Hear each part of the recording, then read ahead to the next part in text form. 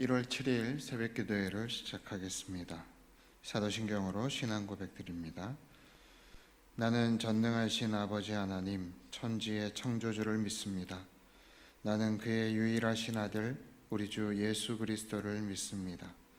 그는 성령으로 잉태되어 동정녀 마리아에게서 나시고 본디오 빌라도에게 고난을 받아 십자가에 못 박혀 죽으시고 장사된 지 사흘 만에 죽은 자 가운데서 다시 살아나셨으며 하늘에 오르시어 전능하신 아버지 하나님 우편에 앉아 계시다가 거기로부터 살아있는 자와 죽은 자를 심판하러 오십니다.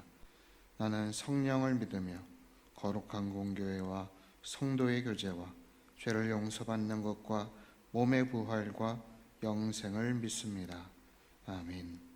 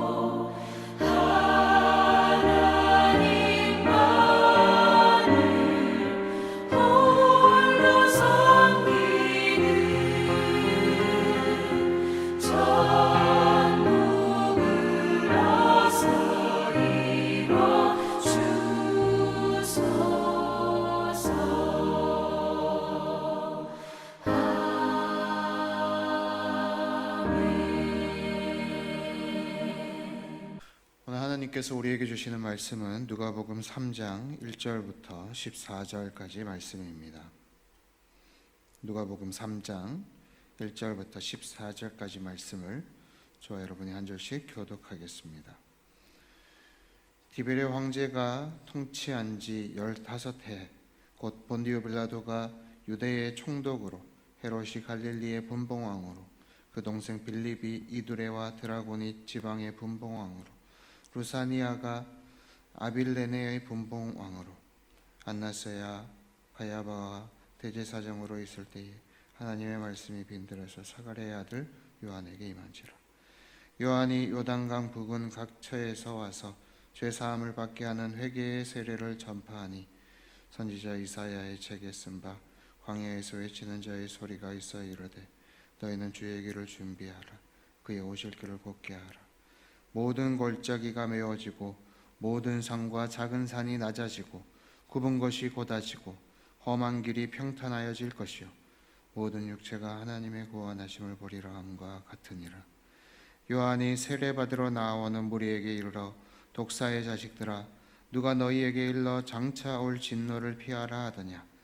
그러므로 회개에 합당한 열매를 맺고 속으로 아브라함이 우리 조상이라 말하지 말라.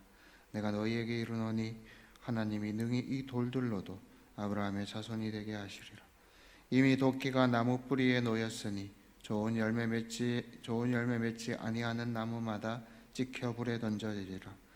무리가 물어 이르되 그러면 우리가 무엇을 하리이까? 대답하여 이르되 옷 두 벌 있는 자는 옷 없는 자에게 나눠줄 것이요 먹을 것이 있는 자도 그렇게 할 것이니라 하고 세리들도 세례를 받고자 하여 와서 이르되 선생이여 우리는 무엇을 하리이까 하매 이르되 부과된 것 외에는 거두지 말라 하고 군인들도 물어 이르되 우리는 무엇을 하리이까 하매 이들이 사람에게서 강탈하지 말며 거짓으로 고발하지 말고 받는 급료를 족한 줄로 알라 하니라. 아멘.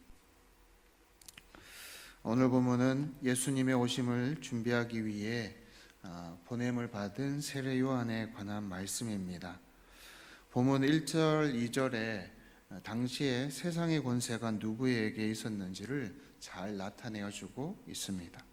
빌라도가 유대 총독으로, 헤롯이 갈릴리 분봉왕으로, 그의 형제가 다른 지역의 분봉왕으로, 안나스와 가야바가 대제사장으로 있을 때의 일이었습니다.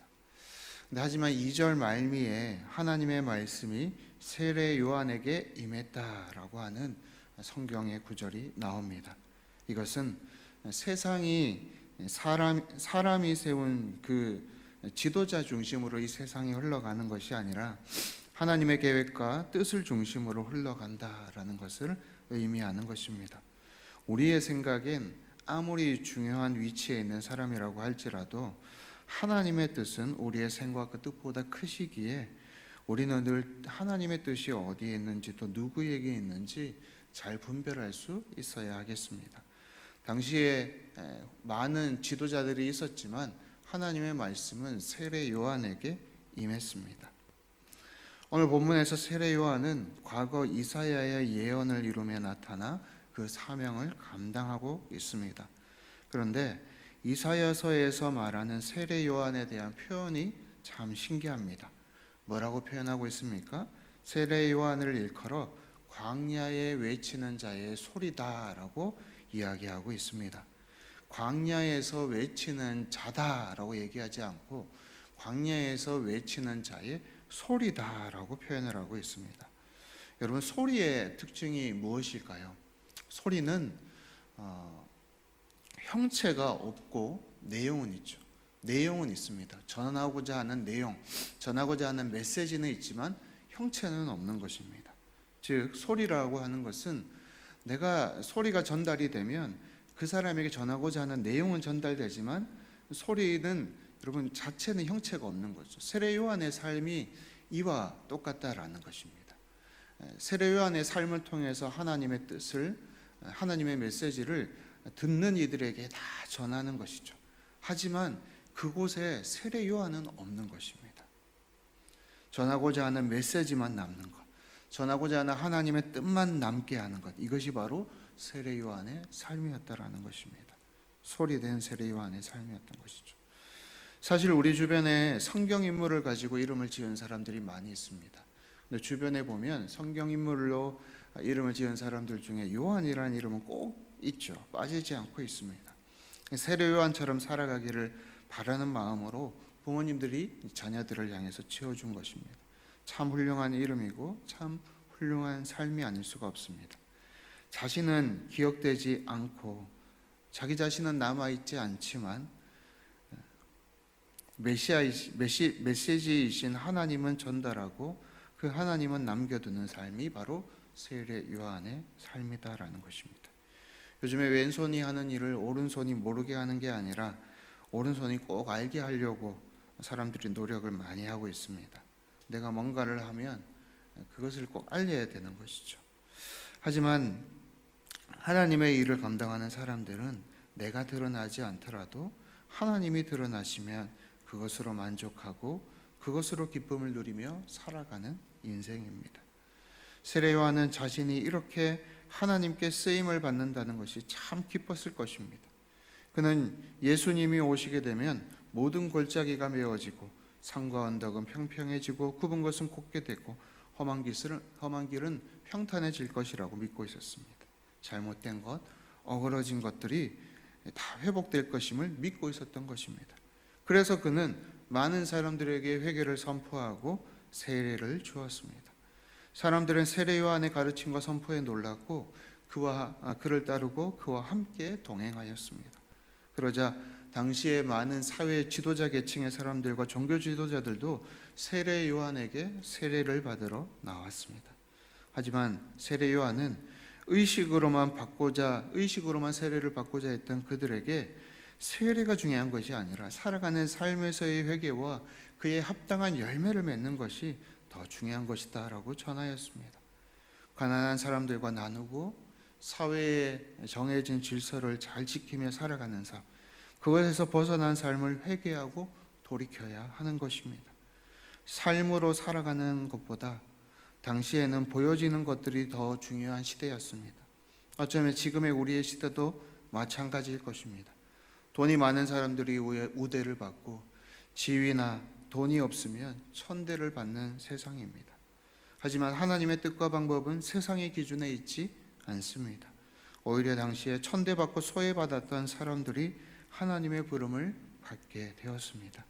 오늘도 내 뜻과 내 기준이 아닌 하나님의 뜻과 기준에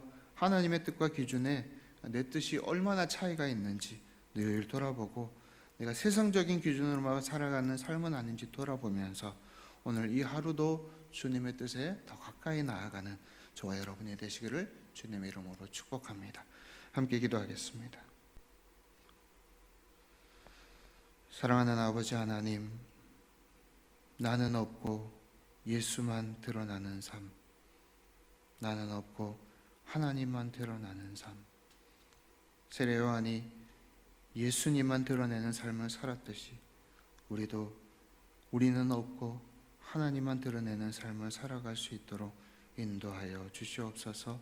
나의 생각과 나의 기준이 세상과 다르고 오직 하나님의 뜻과 기준에 닮아가는 그런 인생이 될 수 있도록 축복하여 주시옵소서.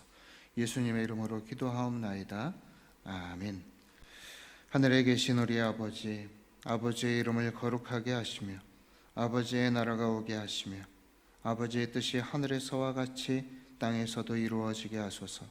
오늘 우리에게 일용할 양식을 주시고 우리가 우리에게 잘못한 사람을 용서하여 준 것 같이 우리 죄를 용서하여 주시고 우리를 시험에 빠지지 않게 하시고 악에서 구하소서. 나라와 권능과 영광이 영원히 아버지의 것입니다. 아멘.